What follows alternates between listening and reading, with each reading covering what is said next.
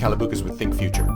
So, whenever you see an advertisement for an investment vehicle, they always say that past successes do not necessarily determine future results, right? Because we don't really know if whatever happened in the past is going to work well in the future. We have no idea if the path that we're on will continue to be maintained in the same way. And the reason why that is, and if you've listened to my show for a while, you'll understand that every moment is a new reality.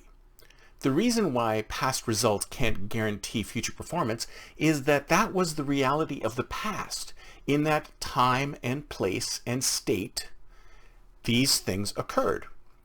And what's coming next is new times, new places, new states, things that have yet to occur. All we can see patterns, we can see trends, but they're not necessarily going to happen. So if you really think about it, the reality is that this is a completely different reality. And I've talked about this before. It's like, are we the same people that we were 5 years ago, 10 years ago, 2 years ago? I mean, I'm not even the same person that I was 2 years ago, because I have had completely new experiences, met completely new people, done completely new things in the last 2 years. So I have changed as a person. I've grown as a person in some areas. I've shrunk as a person in other areas, but I am a different person than I was 2 years ago. And if you think about it, the reality around me is a different reality than I was even 6 months ago. All of these things change so often that realities change all the time. So, like I said, past successes do not necessarily guarantee future successes. So if you look at it from the form that all realities are different, and realities are different based on individuals, realities are different on places and spaces and times, then you can understand why that is the case.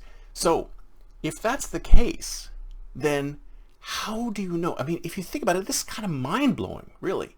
It's kind of mind-blowing because look at a resume. A resume is all about the past. Look at a consultant's clients. All the clients that they have listed is all about the past. These are past successes that they have completed.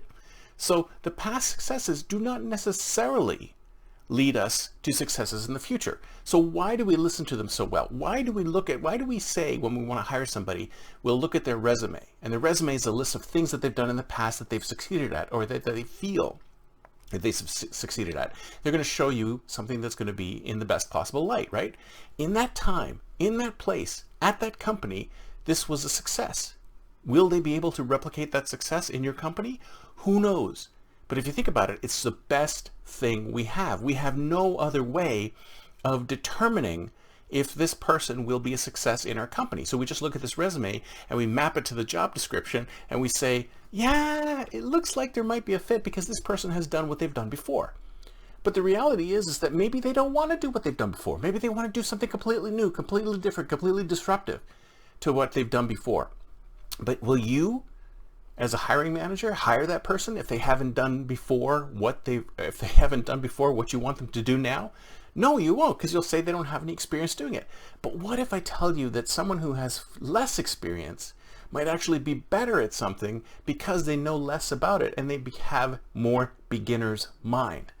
So if you think about it, this is totally mind-blowing. It basically says to me is that none of what we've done in the past is important any longer, or should have lesser importance than what we do today. It's our potential.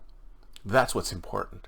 So how do you determine the potential of an individual without knowing how they're going to act in the future? Well, this is why I'm such an advocate for apprenticeship programs, because unless you have the individual in the job, doing the work, surrounded by the people that they're going to be working with, then you really have no idea whether the reality that they'll be creating is anywhere similar to the reality that was created in the past. So that's why, if you think about it, everything that we're experiencing right now is a new reality from before. And that's why I don't put a lot of credence in success literature, because a lot of times what they tell you in success literature only occurred in that specific reality, and there is no way you can duplicate that. Now, as a futurist, we do a lot to try to duplicate that, to understand what factors will come together to duplicate that reality. But once again, like anyone else, we can't be 100% sure of what the future's like. So the best way to get into that is to make small bets and hope that one of them pays off. But you got to remember, this reality that we're living in right now is nothing like the reality before. So you shouldn't let past successes tell you that this is going to succeed in the future.